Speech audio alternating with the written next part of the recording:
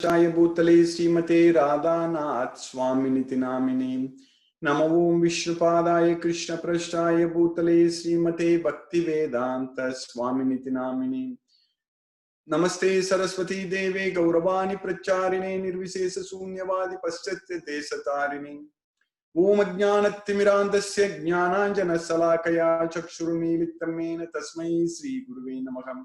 श्री चैतन्य मनोभीष्टं स्थापितमेन भूतले स्वयं रूप कदा मह्यं ददाति स्वपदान्तिकम्। वन्देहं श्रीगुरु श्रीयुतपदकमलं श्रीगुरून् वैष्णवांश्च श्रीरूपं साग्रजातं सहगण रघुनाथान्वितं तं सजीवं साद्वैतं सावधूतं परिजनसहितं कृष्ण चैतन्य देवं श्री राधा कृष्ण पादान् सहगण ललिता श्री विशाखान्वितांश्च। हे कृष्ण करुणा सिंधु दीन बंधु जगत्पदे गोपेश गोपिका कांत राधा कांत नमोस्तुते। तप्त कांचन गौरांगी राधे वृंदावनेश्वरी विषवानुसूते देवी प्रणमामि हरिप्रिये। वाञ्छा कल्पतरुभ्यश्च कृपा सिन्धुभ्यैव च पतितानां पावनेभ्यो वैष्णवेभ्यो नमो नमः। श्री कृष्ण चैतन्य प्रभो नित्यानंद श्री अद्वैत गदाधर शिवासादि गौर भक्त वृंदा। हरे कृष्ण कृष्ण कृष्ण हरे हरे हरे राम राम राम हरे हरे। ईश्वर परम कृष्ण सच्चिदानंद विग्रह अनादिरादिर गोविंदा सर्व कारण कारणम। हरे Krishna.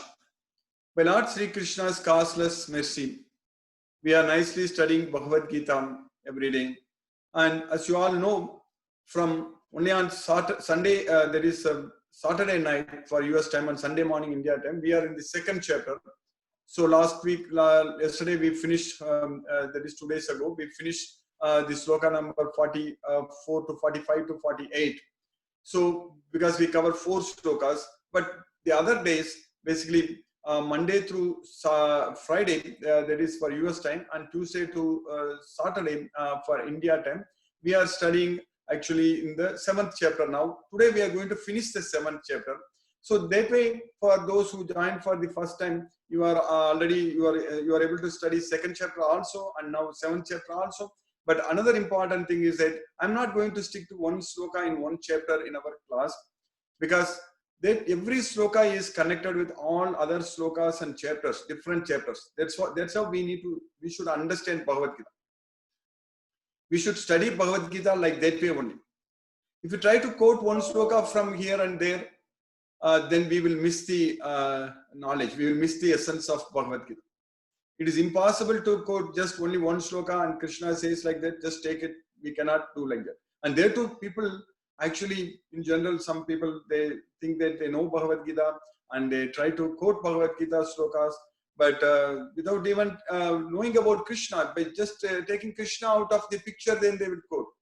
So then we will lose the entire knowledge. So that way, here our goal in this class every day when we study is study Bhagavad Gita as it is, completely. We are going to study and understand everything, each and every sloka, fully understand it. Because so much, each and every sloka conveys a lot of knowledge. That is the main thing. That's why Bhagavad Gita is the unlimited source of knowledge. Especially all the knowledge about our self, about our Atma. So we will know about our own self only by studying Bhagavad Gita. Nowhere else, no other subjects, they teach us about ourselves. Bhagavad Gita is very clear and everything is very, very clearly taught here. And goes in an order, goes in a structured way. The very first message itself, Krishna, the teaching itself, Krishna is teaching only about the soul. Then only Krishna is teaching about any other subject. When he first starts talking about Bhagavad Gita, giving knowledge to Arjuna, the very first thing, 20 slokas, Krishna is covering the knowledge about the soul. Like when we read any book, any subject book or textbook, normally it has got chapters, and then within the chapters also there is contents. So we will go through subtitles, all such things. So like that, this Bhagavad Gita, the fundamental, and especially when they go with the chapters, especially the beginning chapters, first, second, third chapters and all mostly covers the fundamentals. So the laws, various laws, units, systems, like that. So once you understand that very well, then only you can go to the remaining chapters and and study and understand. So similarly in Bhagavad Gita, Krishna is teaching in the very first knowledge about the soul. If you don't even realize, if you don't even understand that we are the soul, then we can't even study any other slokas in Bhagavad Gita. It won't make any sense for us because we can't understand. So that's why the first very topmost important knowledge we need to get is about ourselves. That is the soul. We are not the body, we are the soul. So that way, if we know about our soul, then next Krishna is immediately teaching us that the soul is actually stuck inside this body, is struggling in this material world. So that is the second aspect we understand from Bhagavad Gita. So first thing is that we know that we are not the body, we are the soul. And the second thing is that we understand that we are struggling, we are suffering in this material body. So then Krishna is teaching us the third thing is about how to free ourselves, how to cure this disease for the soul. The soul is diseased, and how to purify the soul. So for that, this knowledge, Bhagavad Gita is the purifier. So nahi jnanena sadarsam pavitra miga vidyate. There is nothing else is purer than this Bhagavad Gita, and this knowledge purifies ourselves. So that way, if we study and understand Bhagavad Gita, then we will be able to purify ourselves. So that's why Krishna is teaching everything. So that way, in the 7th chapter, especially, Krishna is teaching us a lot about himself. About himself, Krishna is teaching a lot. There is no other way we can find out, we can understand about God. First of all, we don't even know about ourselves. Only God has to come and tell us about ourselves. And then, in order to know about himself, in order to know about God, he only has to tell. So that's what Krishna is telling in Bhagavad Gita. Krishna is teaching in Bhagavad Gita about himself. That's why this 7th chapter is titled as Knowledge of the Absolute. Because in the 6th chapter in the Dhyana Yoga, we studied about how to go to the Absolute, how to go to Krishna, how to go to Krishna as well. In fact, in the 8th chapter only, it deals about the attaining the Supreme. But in the 6th chapter, we studied at length about how to control our mind. Krishna is teaching us very clearly about how to make our mind as our best friend.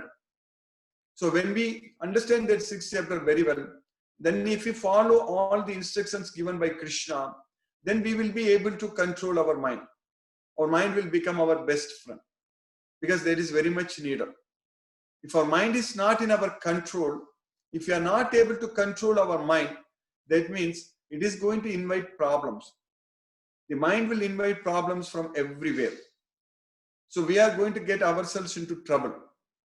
We don't have to fear about any enemies from outside.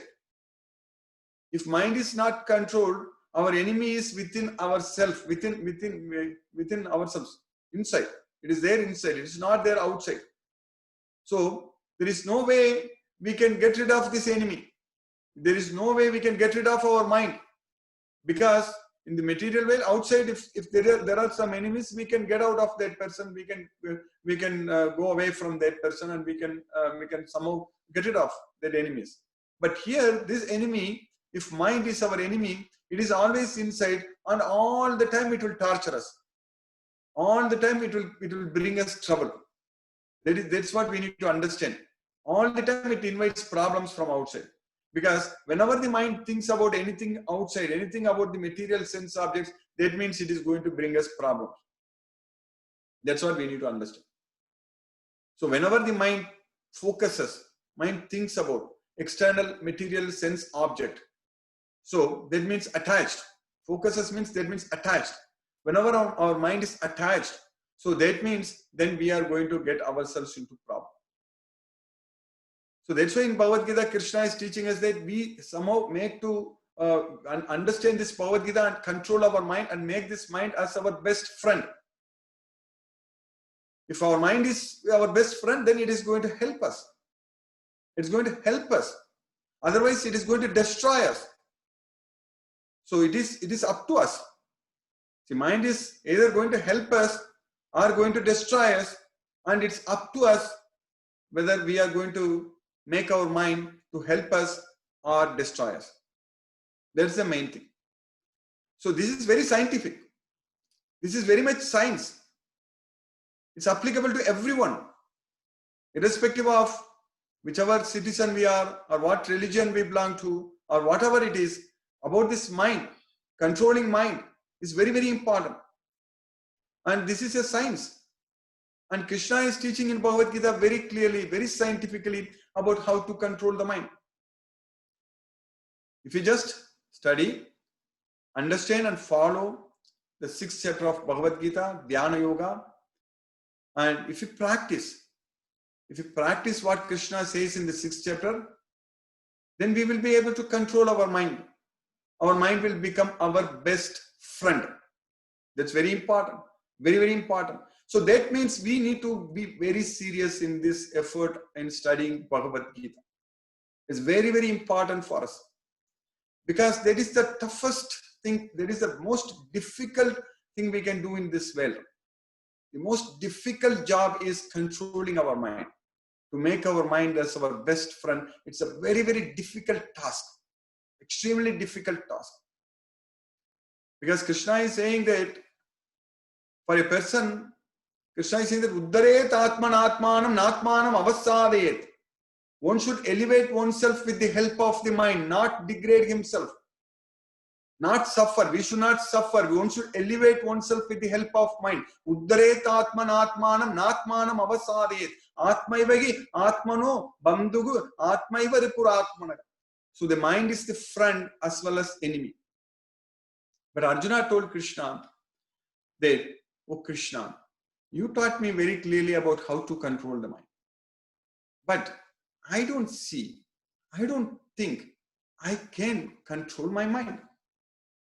Yoyam yogas tvaya proktaga samyena madhusudana. Oh Madhusudana, whatever yoga you taught me, that's what is called yoga. What is the meaning of yoga? The real meaning of yoga is controlling our mind. That's what is yoga. Not simply going and doing some exercise and asanas. Of course, that's very much needed to make sure our body works very well. That yoga is also needed. I'm not rejecting, I'm not saying that one should not do the asanas. That's very nice, very important. Very, very important for us. Doing especially Surya Namaskaram helps a lot. And breathing exercise, pranayama, helps a lot. But if we just try to take care of our body, but if we don't practice to control our mind, then we are in big, big trouble. We are going to suffer. We are going to struggle in this material world. So that's why this controlling, mind control is a very, very important task in our life we should do on a daily basis. But Arjuna says to Krishna that Yetasyaham na pasyami chanchalatva sthitim sthiran. Because mind is chanchalam, mind is restless. So I don't think I can control my mind. Yetasyaham na pasyami. That's what Arjuna says. But Krishna says, there is no doubt, Arjuna, whatever you said is right. I agree with you. The Supreme Personality of Godhead, Sri Krishna says that I agree fully with you. There is no doubt. Undoubtedly, it's very difficult to control the restless mind. Because Arjuna told Krishna, Chanchalam ki mana Krishna, pramadi balavatridam, tasyagam nigraham manye, vayoriva suduskram. The mind is restless, turbulent, obstinate, and very strong. I can even control a hurricane. Hurricane category 5, I can control, but I can't control my mind. That's what Arjuna is saying here. Krishna agrees. There is no doubt.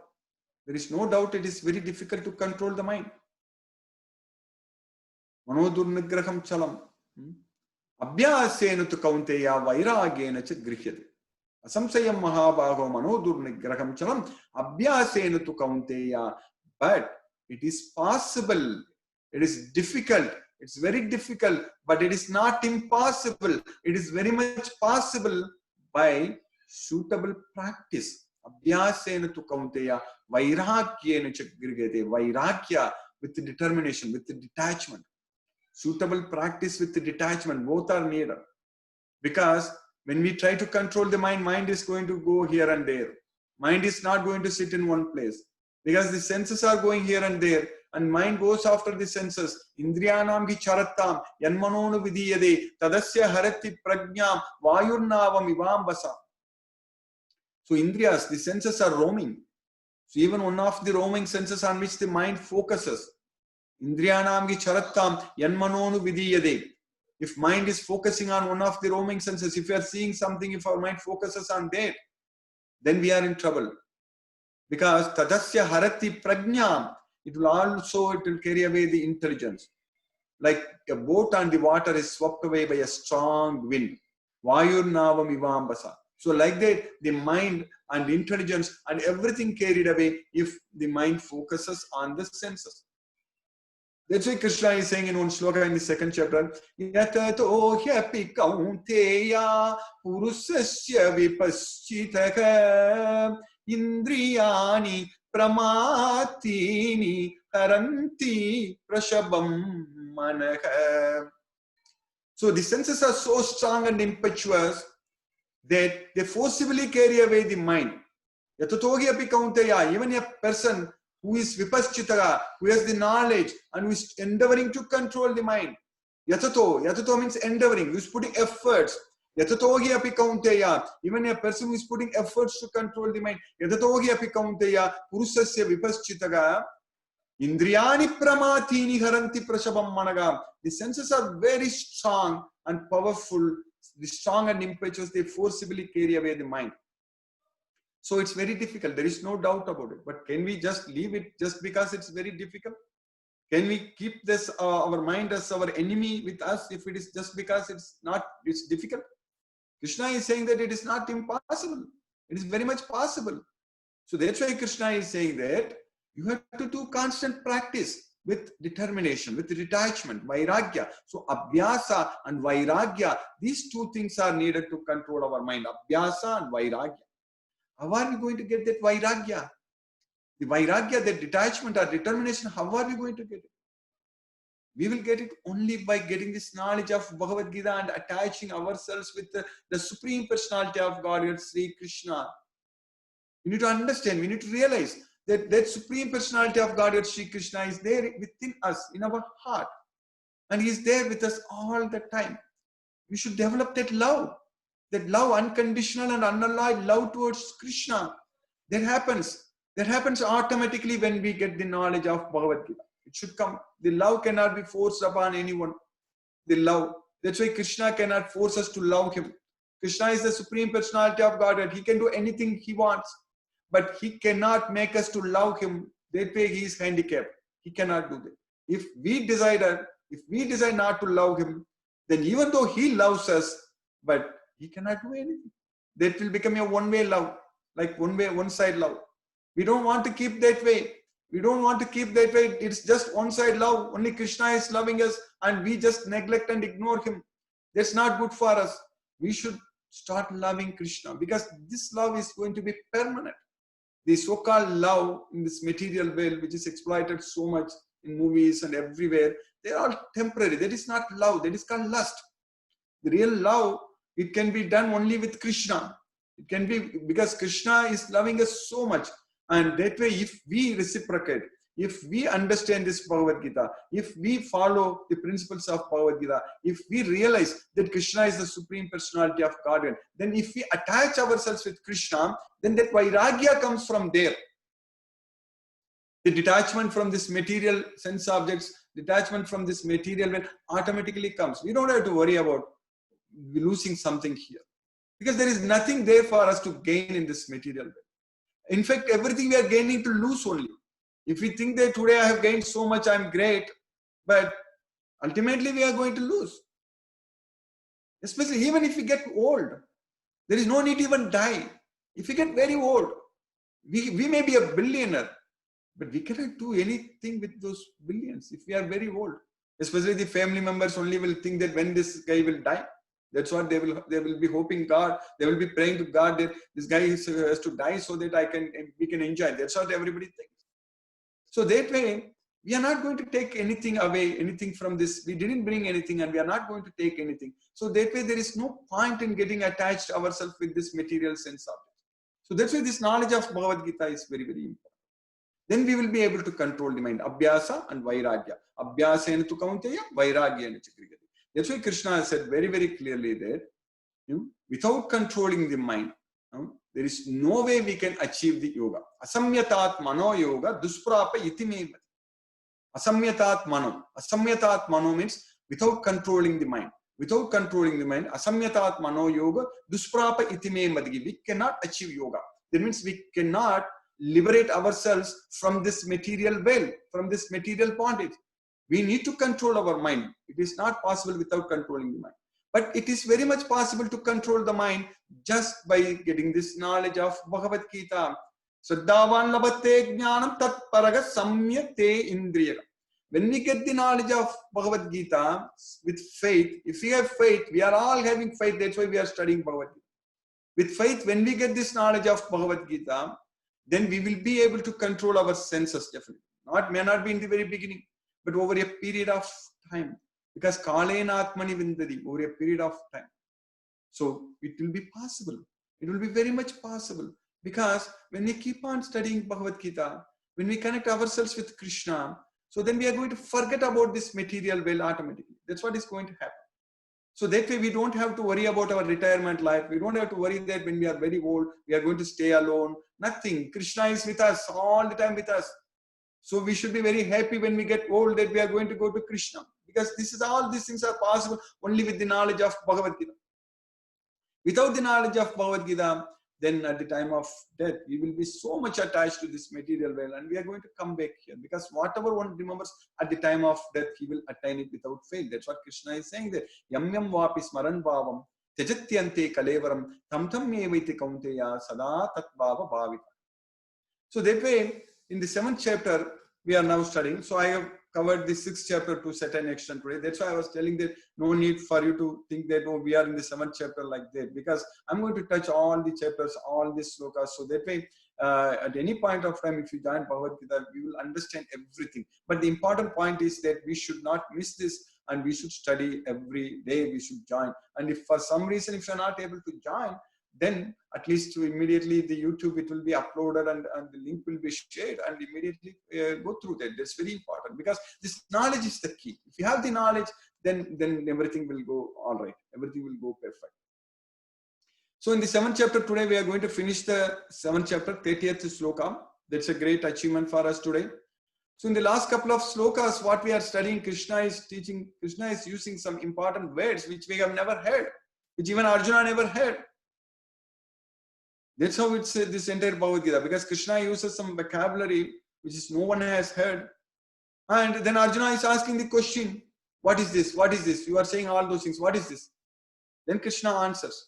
So that's how there is so much of science we are getting from this Bhagavad Gita. We need to know what is yoga, what is yukta, what is a lot of things in this Bhagavad Gita. So many things. So in the last couple of slokas, Krishna said that, Esam tu antagatham papam jananam punya karmanam te dvandva moha nirmuktaha bhajante mam drata vrataha. So for those whose sins are completely eradicated, esam tu antagatham papam, and they have done only pious activities, punya karmanam, esam tu antagatham papam jananam punya karmanam te dvandva moha nirmuktaha. In order to get free from the dualities in this material world, te dvandva moha nirmuktaha bhajante mam drata vrataha. They worship me with faith, with great determination. Drata vrataha, with great determination they worship. So that's what happens when we get this knowledge of Bhagavad Gita. Because we are going to connect ourselves with the Supreme Personality of Godhead, Sri Krishna. It's like internet connection. We have a very strong, powerful connection, then we are able to achieve all the things. We are very well connected. So like that, we should connect with Krishna, and we can connect only with mind. Only with our mind, only we can connect with Krishna. So this mind is the only tool which is between us and Krishna to connect. So that's why this mind control is possible only when we are able to connect with Krishna. As long as we remember Krishna, as long as we are connected with Krishna, our mind will be under our control. As soon as we forget Krishna, then our mind will get out of us, out of our control. So then in the 29th sloka, what we studied in the last class, Krishna said then, Jara marana mokshaya mamashitya yatantiye te brahma tadviduhu kritsnam adhyatmam karma chakilam. So in order to get freedom, liberation from jara and marana, there is old age and death. Jara Marana Mokshaya. That means we don't want to take another birth where again we will get old and get diseased and die. We don't want that kind of life again. So that's why Jara Marana. It's not fun. It's not fun to take birth in this material world again and again and suffer and struggle, because Krishna is very clearly teaching us that our real problems are birth, old age, disease, and death. These are our problems. We need to solve these problems. Janma, Mrityu, Jara, Vyadi. These are our problems. These are the problems for the soul. We are not the body, we are the soul. But we get the body and we are forced and we are stuck inside this body. And our real problems is birth, old age, disease, and death. Now every one of us are going to die. We are all going to die. There is no doubt about it.